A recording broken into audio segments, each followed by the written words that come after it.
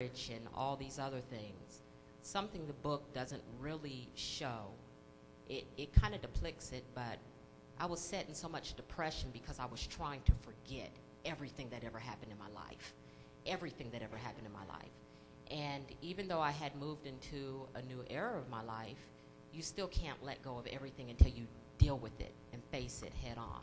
So I started writing, and I wrote down everything I could remember, and slowly things just started coming together. Next thing I knew, I had a book. I had no intentions of releasing the book. I let somebody talk me into releasing the book, and after the book was released, I had no intentions of telling people I had written a book that was released.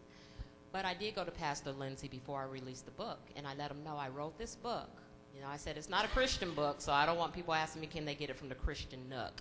But I told him this book, it's full of, you know, it's cursing, and I wanted to explain it to him because I was in leadership, but he stopped me and said, this is the kind of book we need.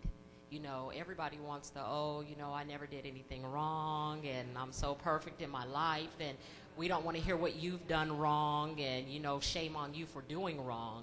And he was saying to me, he didn't even let me finish telling him what my book was about. And I don't know if you remember that, but I had made an appointment just to tell him what my book was about, and he just shut me up and told me to release my book, and I wasn't stepping out of leadership, and that was that.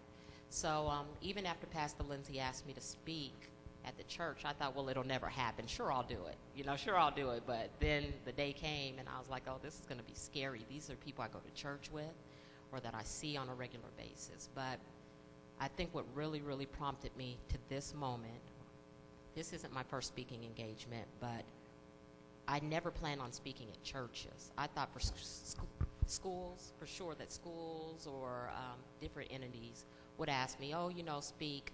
But it turned out more churches and more churches. I realized there's so many hurting people. And what really gets me is people know they've been through something, and they see other people going through things, but they forget to reach back and help the people that are going through something. And that is where I am in my life. I got to a point where I noticed things, and I'd say, oh, you know, I wish somebody would do something about that. Or, oh, look at her, you know, that poor family or that poor young lady. And instead of thinking of, why doesn't somebody do something?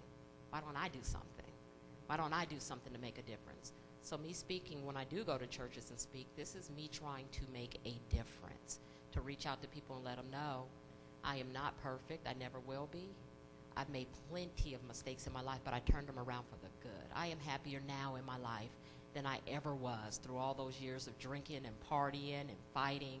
I don't think I've had a happier moment than I've had since I become a Christian, and all my resources were replaced with Christian resources.